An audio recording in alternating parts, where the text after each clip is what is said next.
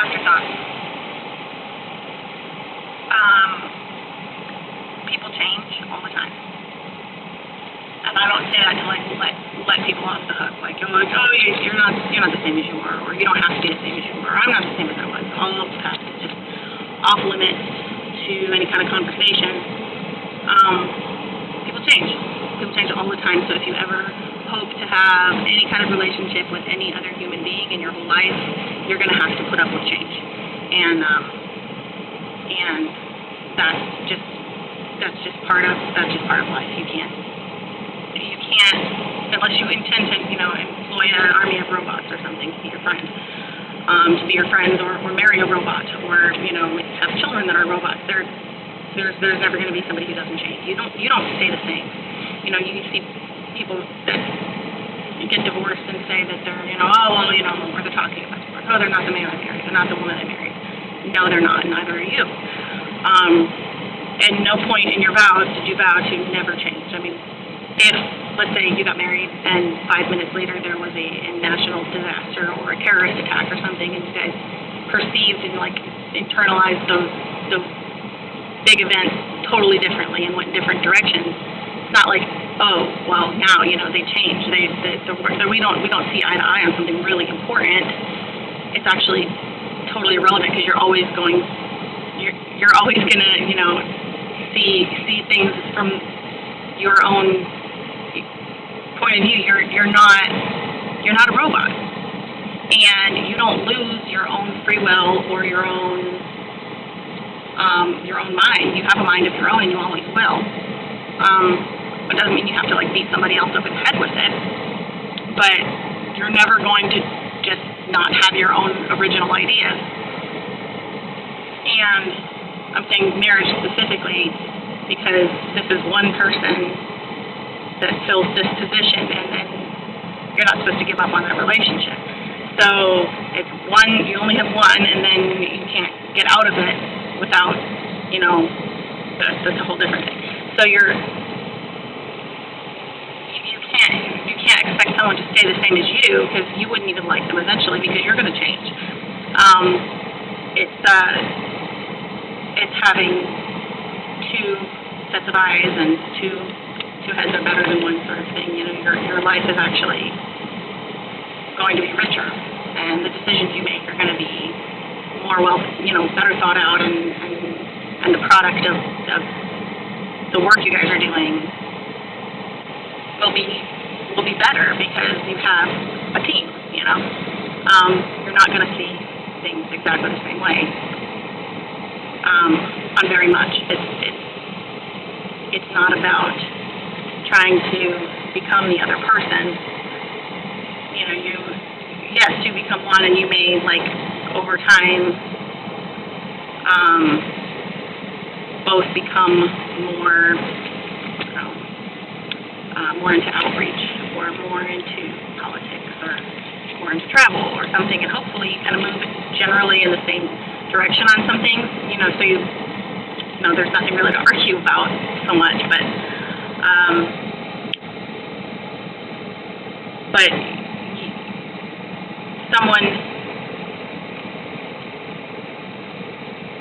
someone not seeing things your way, and then expecting them to just shove your ideas down their throats and, turn off their own mind. At no point are you even going to be able to do that. God himself gave you free will. So certainly no person should take that away from you. And things like that. He doesn't, the day you get married, shut your brain off and be like, okay, well, now you can just think like they do and think the same thing about, well, how is that making their life any better if they're just basically married to their own clone? So, but the thing about, I wanted to say something about the past, because I found that while, there's a lot of merit to letting go of the past, there's a lot of merit to, moving forward, and, all of these feel-good, inspirational, poster-type quotes, and biblical scripture to back that up. But there's also that, oh, that's in my past. My past doesn't define me. My past is, all of these little phrases. They can be used very very manipulatively. That is to say, if you are trying to have a conversation with someone and you say, but you did this to me, or like, oh, you can't talk about that. That's in my past. You're bringing up the past against me, so you're just being bad. And then you turn the victim. You're blaming you're basically victim blaming. You're not making it right. You as a person, being defensive about this and not admitting your wrongdoing. You're certainly not trying to do what you can to help the person you hurt to heal or to recover whatever it is you took from them. But oh, well, that's in the past, and so basically everything behind me I don't have to think about.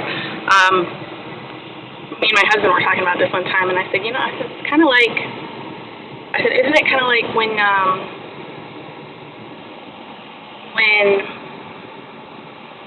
a child gets like abducted or something? Like if a baby got stolen, and let's say the next day, before the child had been returned or anything, the child abductor all of a sudden found Jesus and said, oh, everything behind me is now totally irrelevant. I don't have to even think that wasn't even me. That was a totally different person. I'm not that person. So you're talking about a stranger. You're talking about a dead person. That's totally irrelevant. Okay, see, this is where it gets into something else, because are they now not obligated to return that child? If you know to do right, to do something good, and you don't do it, isn't that sin too? And you can't be, oh, look, this is day one of my life. I'm a brand new person, and oh, what a cute little baby that I have here. If you robbed a bank, and then all of a sudden, became a new person because of whatever your personal beliefs are, that, oh, today is a new day, and now I'm all fresh and new. I know that do you get to keep the money if you robbed the bank yesterday and now you're a new person? I mean, how convenient. So no, you can't, as long as the person that you hurt is still breathing, even if you don't think there's anything you can do to fix it. It's like, well, there's not even anything I can do about it. It's like, I can't say something really horrible that you did to somebody. You can't unhurt them, but they might need to hear they might need to hear you. They might really, their healing process, it might, your confession and your acknowledging and validating their pain and suffering and their own anger, it might go a long way to resolving that by you just manning up to what you did. And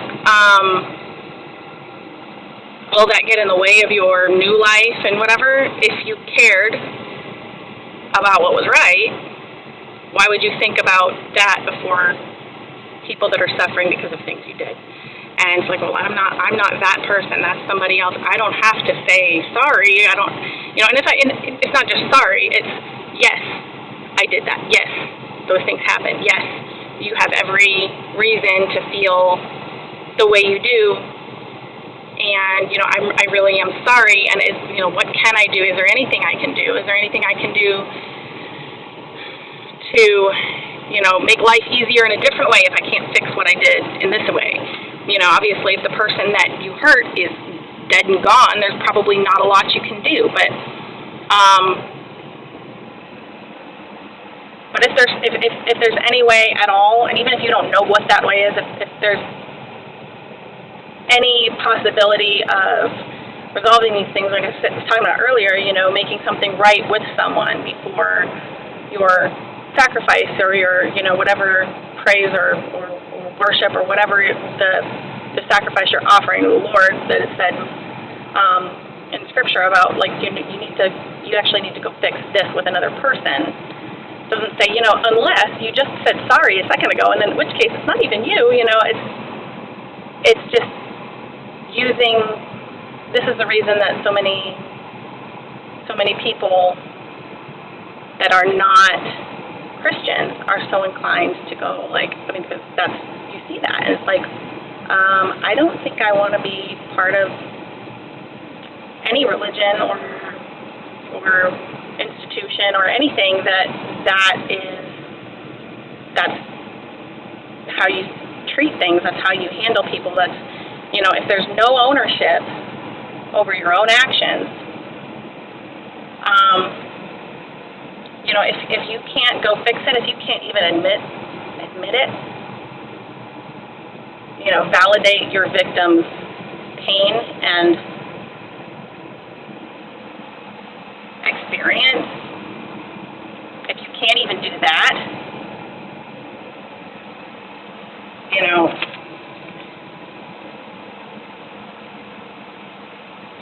you're not really sorry. And if you're not sorry and you haven't repented, you haven't changed, and you're not a different person than you were.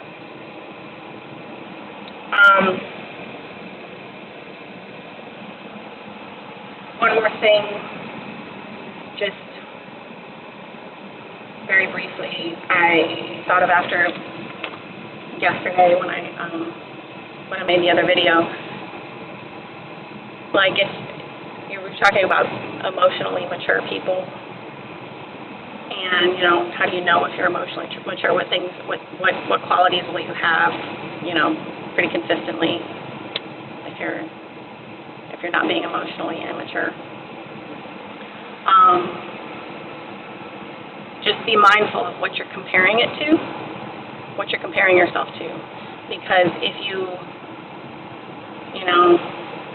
say you're a child and you live with an emotionally immature adult, and let's say you're 12, 15, 18, whatever, and you think I'm really mature for my age, because you see that you're more mature than the adult that lives in your house, that's going to give you a very false sense of maturity. So if you are on top of being surrounded by people who are, if you're not on top of that, you're not allowed to really experience much of what anybody else has going on in the world. Your perspective is probably verging on delusional. It's so skewed. So, mind what you're comparing yourself to. If you think you're doing okay, what do healthy people